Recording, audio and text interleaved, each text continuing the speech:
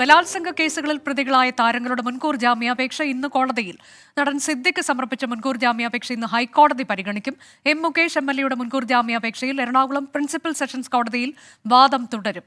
Maniyanpilla Raju, Idavela Babu, advocate VS Chandrasekharan എന്നിവരുടെ മുൻകൂർ ജാമ്യാപേക്ഷകളും കോടതി പരിഗണിക്കും. മുൻകൂർ ജാമ്യത്തിനായി സംവിധായകൻ രഞ്ജിത്ത് ഹൈക്കോടതിയെ സമീപിച്ചു. ശ്രീകാന്ത് വിവരങ്ങളുമായി. ശ്രീകാന്ത്, ഇന്നിപ്പോൾ കോടതിയുടെ ഭാഗത്തു നിന്ന് പ്രധാനപ്പെട്ട ഉത്തരവുണ്ടാകാനുള്ള സാധ്യത എങ്ങനെയാണ്? ഈ സംഭവങ്ങളെല്ലാം നടന്നത് ഏറെ വർഷങ്ങൾക്ക് മുൻപാണ് എന്നൊരു പരിമിതിയുണ്ട്. കോടതിയുടെ തീരുമാനവും നിർണായകമാകും.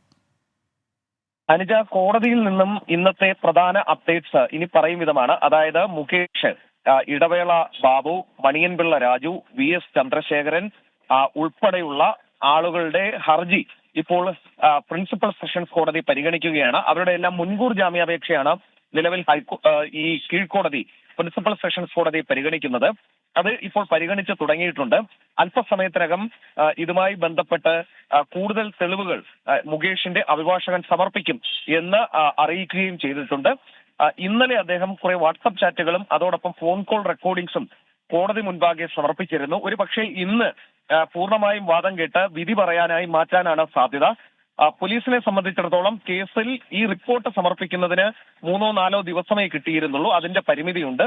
മാത്രമല്ല, ഇത് ഇത്രയും വർഷം പഴക്കമുള്ള സംഭവമാണ്. ആ ഒരു പ്രശ്നവും പോലീസിനെ അലട്ടുന്നുണ്ട്. രണ്ടാമത്തെ ഒരു കാര്യം, ഏറ്റവും പുതിയ വാർത്ത, രഞ്ജിത്തിന്റെ മുൻകൂർ ജാമ്യാപേക്ഷ ഹൈക്കോടതിയിൽ എത്തിയിരിക്കുന്നു.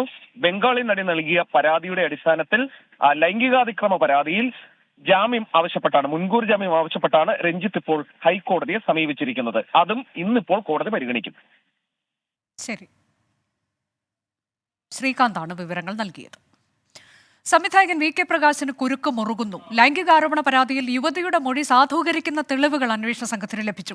യുവതിയുടെ രഹസ്യമൊഴി ഉടൻ രേഖപ്പെടുത്തും. അരുൺരാജ് വിശദാംശങ്ങളുമായി.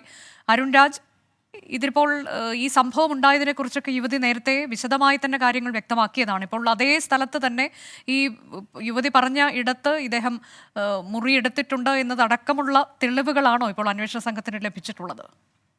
തീർച്ചയായും അനുജ, 2022 ഏപ്രിൽ 4-നാണ് ഈ സംഭവം നടന്നതായി യുവതി ആദ്യം വെളിപ്പെടുത്തൽ നടത്തിയത്. യുവതി പറയുന്ന പ്രകാരമാണെങ്കിൽ കൃത്യമായി ഈ കൊല്ലം ബീച്ച് ഓർക്കിഡ് ഹോട്ടലിൽ 2022 ഏപ്രിൽ 4-ന് VK പ്രകാശ് 2 മുറികളാണ് എടുത്തത്. അത് സാധൂകരിക്കുന്ന തെളിവുകൾ ഇപ്പോൾ അന്വേഷണ സംഘത്തിന് മുമ്പാകെ ലഭിക്കുകയും ചെയ്തിട്ടുണ്ട്. VK പ്രകാശിന്റെ പേരിലും രണ്ടാമത് VK പ്രകാശിന്റെ കെയർ ഓഫ് എന്ന പേരിലുമാണ് 2 മുറികൾ എടുത്തത്. ഈ രണ്ടാമത്തെ മുറിയിലാണ് യുവതി ഉണ്ടായിരുന്നത് എന്നുള്ളത് അന്വേഷണ സംഘം ഇപ്പോൾ ഉറപ്പിച്ചിട്ടുണ്ട്. ഈ VK പ്രകാശ് തന്നെയാണ് ഈ 2 റൂമിന്റെയും വാടക ഈ ഹോട്ടലിന് നൽകിയതും ഇന്ന് അന്വേഷണ സംഘം കണ്ടെത്തി. ഹോട്ടലിലെ രേഖകൾ കൂടി അന്വേഷണ സംഘം ഇപ്പോൾ പിടിച്ചെടുത്തിട്ടുണ്ട്. VK പ്രകാശിനെതിരെയുള്ള പരാതി അത് പൂർണ്ണമായും ശരിയാണ് എന്നുള്ളതാണ് ഇപ്പോൾ അന്വേഷണ സംഘം നിലവിൽ വ്യക്തമാക്കുന്നത്. എന്തായാലും ഉടൻ തന്നെ അദ്ദേഹത്തിന്റെ ജാമ്യാപേക്ഷ കോടതി പരിഗണിക്കാനിരിക്കെ അതുകൂടി കഴിഞ്ഞ ശേഷമായിരിക്കും തുടർ നടപടികളെ കുറിച്ച് അന്വേഷണ സംഘം തീരുമാനമെടുക്കുക. ഇപ്പോൾ യുവതിയുടെ രഹസ്യമൊഴി എടുക്കാനുള്ള തീരുമാനത്തിലേക്കും അന്വേഷണ സംഘം കടന്നിട്ടുണ്ട്. VK പ്രകാശിനെതിരായ ലൈംഗികാരോപണ പരാതിയിലാണ് യുവതിയുടെ മൊഴി സാധൂകരിക്കുന്ന തെളിവുകൾ അന്വേഷണ സംഘത്തിന് ലഭിച്ചത്.